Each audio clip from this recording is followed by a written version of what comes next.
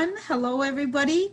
Welcome to the Chaldean Cultural Center weekly discussion series that is in collaboration with U of M, Detroit Center, Unique Voices in Films, and CMN TV. And today our guest is a great artist, which I always love to interview artists, Reni, especially someone who I know when he was a lot younger. I've written articles about him, and he's also my book that I wrote called Iraqi Artists, The Lives of Iraqi Americans, The Lives of the Artists. And so he's been doing this for a long time. And hey, Reni, how are you? Hey guys, thank you for having me. Well, I'm very excited to see how you've evolved since the last time we've connected. I think it's been kind of 10 years. I've been watching you Yes, it's been a lot of and changes. evolving and doing more and more beautiful, amazing work. Thank you. Thank you. For a lot of our viewers, we have a lot of international viewers and a lot of people. I know you're a local Assyrian artist. But so if you can share with us your background, I know everybody locally knows you, but your background, you were born in Baghdad? So I was born in Baghdad in 1981. I grew up in Baghdad. It was a good life. I remember I was very young. I was still very young. My dad was, at the time, it was Iran war and Iraq war. So it was kind of struggle in a way because my dad was, constantly in army, back and forth in army, So, actually, I lived in Baghdad till about 90, I think 90 or 91 is when we left Baghdad. We left and we went to Jordan and to Austria, and then in 1993 we came to United States. So when I came to United States, I was only about 12 years old. I was about 12 years old. I started elementary in Detroit until about high school years, or maybe eighth grade, seventh, eighth grade is when I realized I used to like drawing. I started drawing, and that kind of started because my uncle, he was sort of an artist. He liked doing a lot of these landscape drawings and things like that. So this is how I kind of. I mean, you want me to get into depth more about that, or you want me just to kind of? But I remember that you mentioned something that was it your teacher that discovered how talented you are in the arts? I think for you it was just like you were just doing assignments or something, and then she discovered you. It was mostly in the beginning was assignments. So we had assignments back in the days where I remember we had posters where we had to create posters for certain subjects that for classes, and it involved a lot of drawings even during the Christmas time. So at the time, before that, I remember I used to enjoy art. I used to enjoy looking at art, but I never knew that I really wanted to do art. I never thought I wanted to draw. So one assignment, and I always remember that as being like, that was like God sent. That was that moment where I felt like, what, God is like, this was the moment that God wanted me to start this life as an artist. So I had a teacher, Ms. David, back in the school, it was kind of like in a high school, I think like freshman year. We started doing these posters and projects where we had to come up with a drawing. And I remember at the time it was like, you guys remember Say No to Drugs, all these, advertisements about say no to drugs. And so everybody had to come up with a theme on how to do that. So at the time, I tried to be creative. I mean, I never thought I had it in me as an artist, but I loved art. And I said, let me try to do something with that. And that's when it really started. I did this poster, and I remember it was like, it won the first in the class of my class. And I had so much attention coming from that, from the teachers, from the students. And I kind of felt something that was good about that feeling where, wow, like everybody actually liked what I did. Let me dig into this further and see where I'm going to go with it. So I started doing a lot of drawings. I started copying a lot of like comics and figures and things like that. And I went back to like old books, like classical, and I started doing a lot of drawings. But it was mostly like in high school, my art teacher said, what, you're getting really good since I've seen you. Now I want you to look into going, College for Creative Studies, CCS. and he said, this is going to be the school for you if you want to, pursue art. So, and I did. I went to, after I graduated, a few years after that, I studied at the College for Creative Studies, and that's when kind of my whole career started. And my dream was always to become a full-time artist. I never wanted to do anything else in life but that. So I'm interested, how did your parents react to that? Like when you approached them that, like our communities are known to be doctors and lawyers and business people. And so when you approached them about this, what was their reaction? So I had good things going for me that way because my dad was actually an artist himself. He was a musician. Okay. So and most of my family, they're musicians. My sister, she used to sing since she was a little kid, and my dad was in like some of the biggest bands that were back home. He used to play the guitar and sing, and my uncles, they're all like, they play the pianos, and so I kind of come from an artistic family. They have a music background. So, and my dad, he always supported me. My mom always supported me. I never actually had anything negative said about art career. Everybody was always supportive of what I did. So that was a good thing for me. So it's always good to have your family support. So yeah, that's really amazing. It's a great point because it proof that look where it's gotten you, the fact that you had that kind of a support system. So they supported you, and I know that soon after, because of the accomplishments that you were doing very quickly, the community also came on board. Oh yeah, so I've always loved history, the Mesopotamian history. I've always loved our history since I was a little kid, and my dad introduced me actually more, and my uncles, because we call them umtanaya. They were like very nationalistic. They loved their nation, they loved their history and culture, so they kind of taught us all that.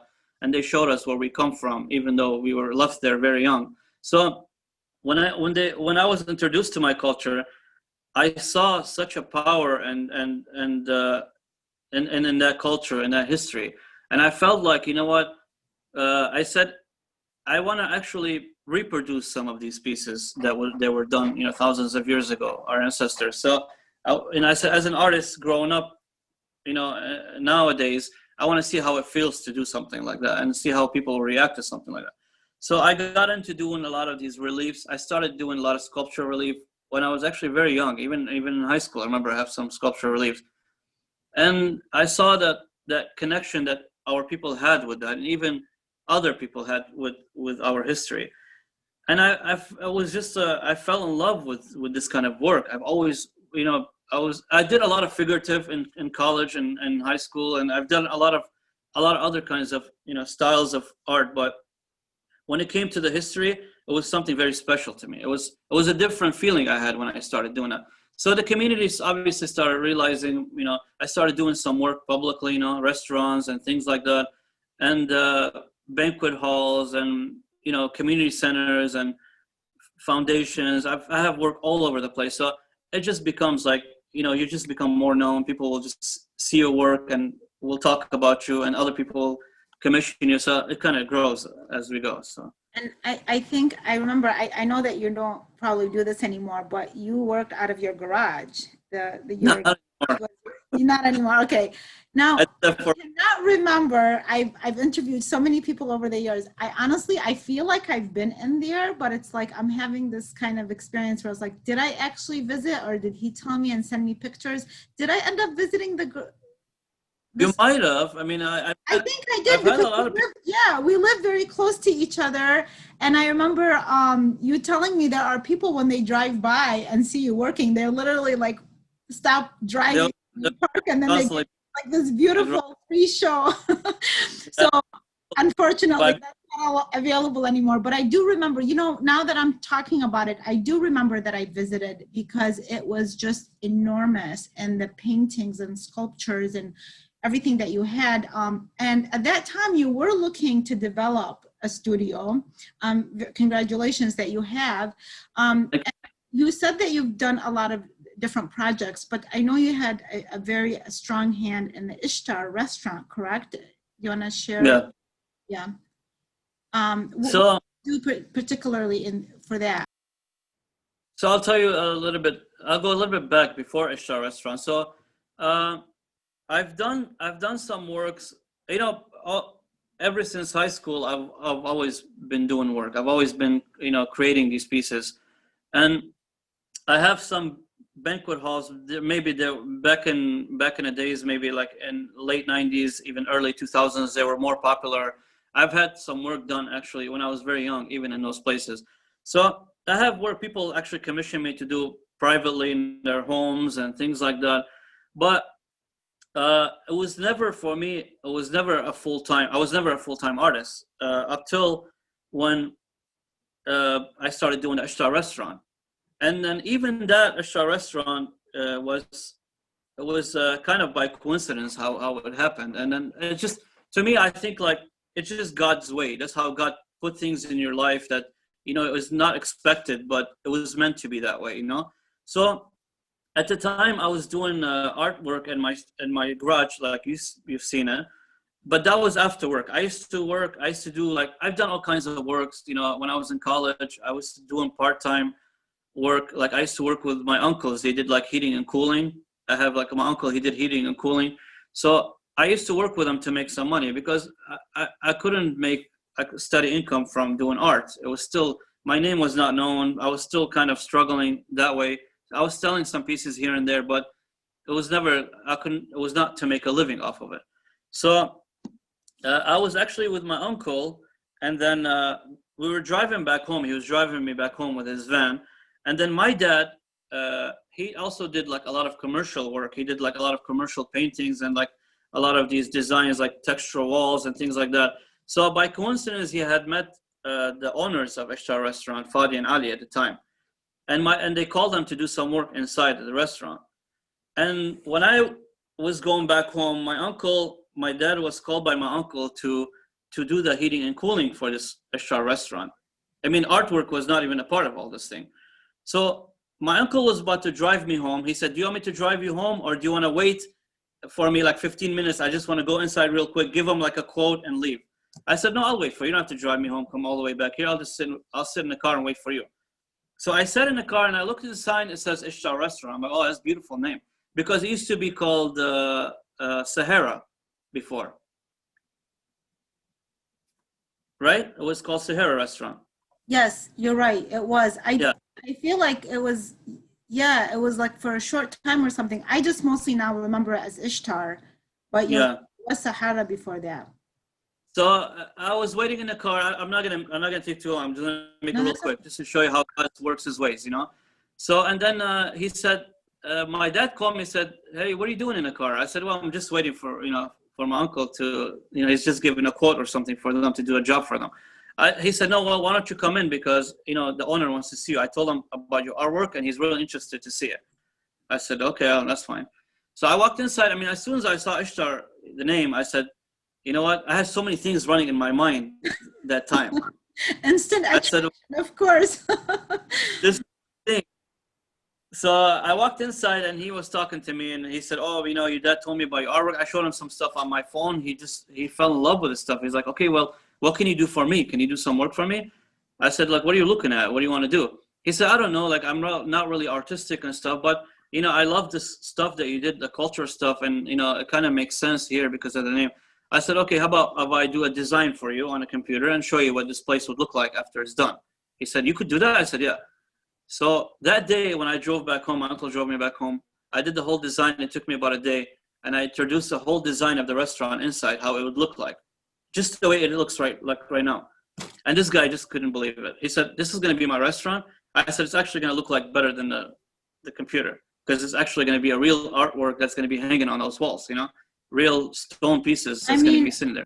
You added so much to the experience, not only the name of the restaurant, but the experience, the artwork, along with, I believe, like, you're right, this was like divine intervention, how everything happened. Because going there, I think that also motivated them, the people that work there, the way they serve, the way they had the person doing the qahwa and all that kind of stuff. We've had hosted several artists who have come from out of town in Ishtar because of the experience, including actually, I just realized Heather Raffo, who is an Iraqi, she's an American, her father Iraqi. When she came here, this is where we went because of, again, because of the experience. And of course, right too.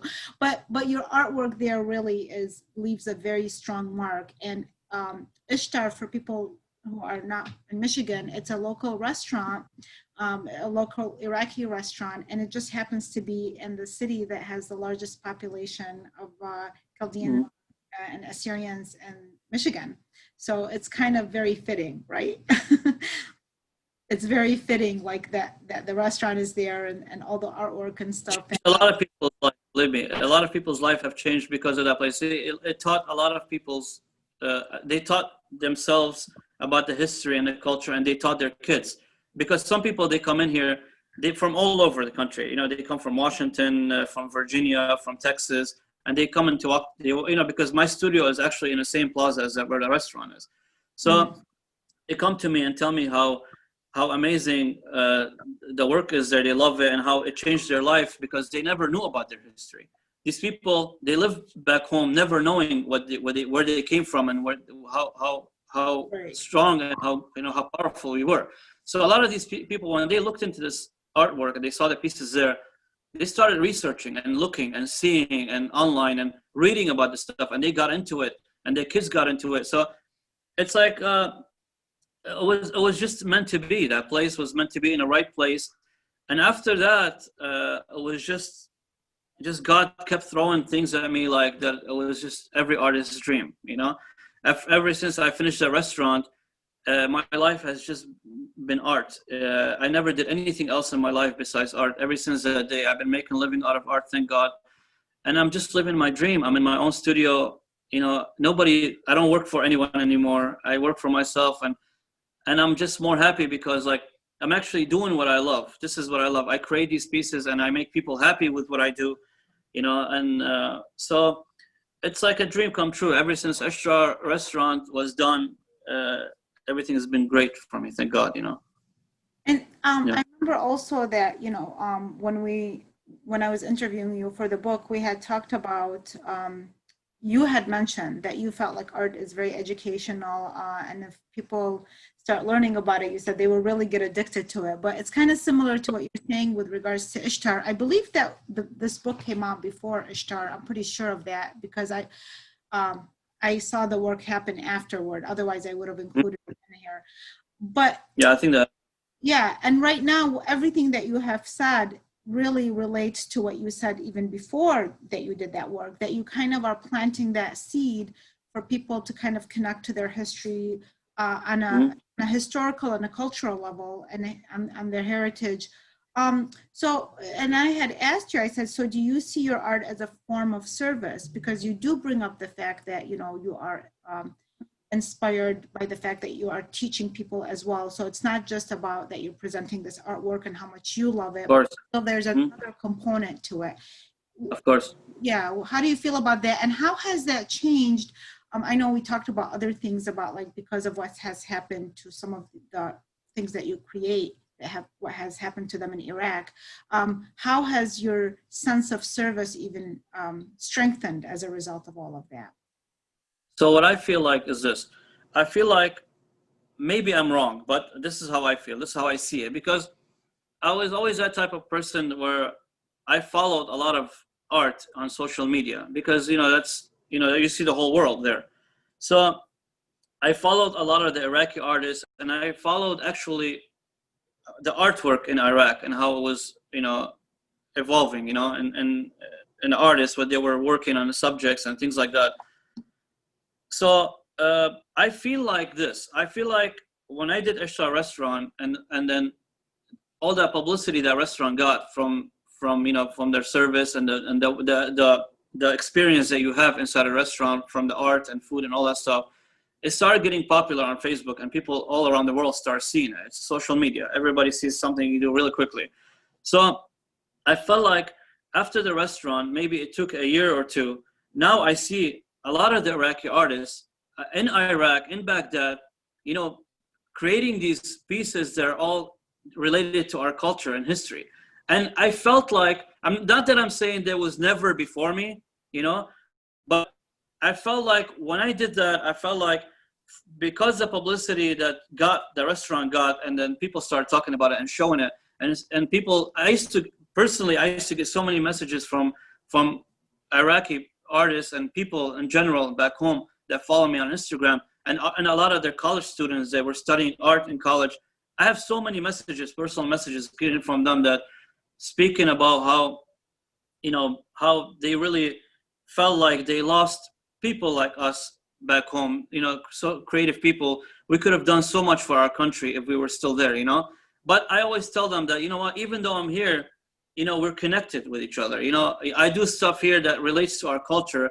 And now it's like these same people, these same students that I talk to and try to inspire, I see them now, they're like, they have work in public. They have these pieces of art, like Hammurabi, and then all these, like, the Babylon, Ishtar Gate, and all these things are just kind of blowing up back home now. I see it all over the place. Restaurants, there's so many restaurants now, they're being created. I totally see what you're saying regarding, I've had the same experience where I have found amazing young people, and some of them might be right now from Iraq, who are archaeologists and who work in the Iraq Museum.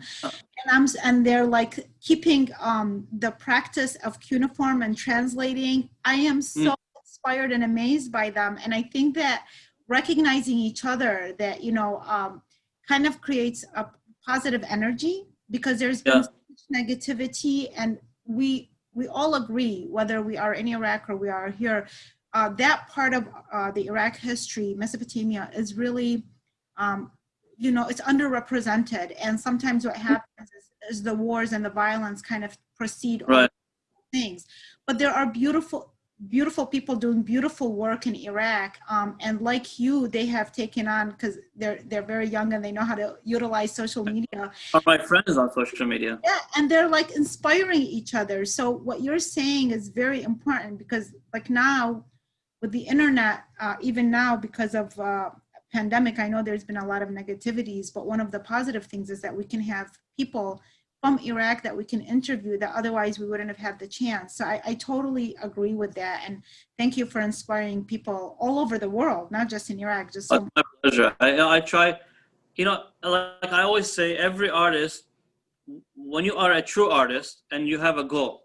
So artists always have a goal. Artists don't just paint and draw because they are bored or they have nothing to do, or it's a hobby for them. To me, it's beyond hobby. This is my life, and I try to, if I don't inspire people by what I do, then I will never do it. So my main goal is always to inspire other people to do the same thing, So when I saw these messages and these people from all over the world messaging me and talking about how I inspire them to do the same, it's like, to me, that's like, it's like a dream come true. This is what I've always wanted. I've always wanted people to be inspired by what I do, not just to do it and make money and that's it. I'm making a living. This is not about making a living. This is about inspiring others, This was my main goal, at least, this is how I always looked at it. So I'm very glad, I'm very glad to see so many pieces of art created from our history back home right now, and all these artists coming out of nowhere. And even I saw one of the universities back home, they have this big Gilgamesh, statue standing with a lion. My heart, I'm like, oh my God, that is so beautiful. I know. I want to say, everybody in Iraq, whoever is doing any of this similar work that we're doing, you really inspire us, and we hope that we are doing the same. And like I said, it's just very positive energy towards each other. But Reni, like if somebody wants to commission you for work, how can they get a hold of you? Like I know, I think you have a studio. What is the best way to get a hold of you? So mostly if people, they don't live locally where I live. I mean, people that live locally obviously know where my studio is, and they always visit me here, and I've, and see my studio. But for most part, other people around, mostly through social media, they message me on Facebook or Instagram, and we kind of connect that way. I give them my phone number. We talk if we need to get further into details and things like that. So that's kind of how people get hold of me, So it's mostly social media. People that don't know me around here, yeah. Okay, so I don't know if we can see some of your artwork. Are you able to change a little bit your camera direction? There's a set. Beautiful. Yeah. So you're in your studio right now, right? Yeah, actually at the studio, and this is one of the Lamasso statues that I've done. Excellent. This is just and I just actually recently finished a large. Go ahead. Yeah, no, go ahead and tell me that. And then if you can share also about the painting. Did you do the painting in the back or, yeah? I just no, this painting in the back actually was because I love Renaissance and I love all the old masters. So that's kind of like a poster I found a long time ago. I don't know where I was, and I bought it. Because I know you do So a I lot kind of of paintings, I have few. religious paintings too, you do. I do. I've done a lot of religious paintings. I've done a lot of historical painting. I've been lately concentrating a lot on painting. You know, it's like I've done a lot of sculptures all over the place, and usually when I do get commissioned, I do sculptures because you know sculpture is a lot of you know physical labor involved and a lot of work, and it's a lot of money that involves going through a sculpture and making a sculpture. So mostly I do some smaller pieces when I have chance, but for most part, when there's like a monuments or big pieces like that, it's only when I get commissioned to do it, and I will concentrate on those projects. But while I don't have these kind of things going on, I'm mostly painting in my studio. It's right now lately for the past couple of years, it's been a lot of paintings. I've done a lot of historical big paintings, that's like all hanging all over my studio right now. So Look, you're making me, I'm going to have to make a visit there, okay? We'll bring the camera yeah, to your studio next time, okay? Because now I feel like I want to take a tour. So we'd be very happy to interview you again, and this time get the chance to look around in your artwork. And just last question before our half hour is over. So what is your dream now, Reni? I know that you created the studio that you want, that you're working full-time as an artist, and you're making your dreams come true. What's Reni's next dream? well, my dreams are endless. I always say, like I dream a lot of things, but most of my dreams are very peaceful dreams. Like I want to inspire others. I want to teach a lot of students that want to learn how to do this, and my studio is always open for everybody. I mean, if you want to say my main goal right now, it's I want to create a lot of pieces that's gonna stay in our history long after I'm gone. Like I have a lot of pieces that I'm working on right now. I kind of want to keep these things even long after I'm gone, so other generations will come after me and see. Just like I saw our older generations, and I saw the art that I was inspired by. I kind of feel like it's my duty to show a more of a modern way of doing things. Like I've done a lot of these replicas of our ancient history, but now it's like I'm doing the same thing, but it's mostly like modern right now. So you see all the lion hunts of the kings are hunting lions and things like that. Now it's like mostly like large paintings, but they're all realistic paintings. All these horses are, alive and three-dimensional, and they just look more modern, but they have that, classical feel to it. So my main goal right now is just like my dream is to one day I could, have these pieces sitting in a museum, and people enjoy them and kind of be inspired by them for future. Well, that dream is it's like a reality right now, but maybe more museums and more all over, like nationwide and Yeah. international, because you're already Yes. inspiring a lot of people. Thank you so much. We look forward to continue seeing your work. People, like he said, that you can contact him through his Instagram or Facebook, and also just to even observe his amazing, amazing work. Okay, Reni, Yeah, come visit at the my studio, okay? I have so many paintings here. Until I visit him again. Okay, thank you, everybody. Have a wonderful day. Bye-bye. Thank you. Thank you.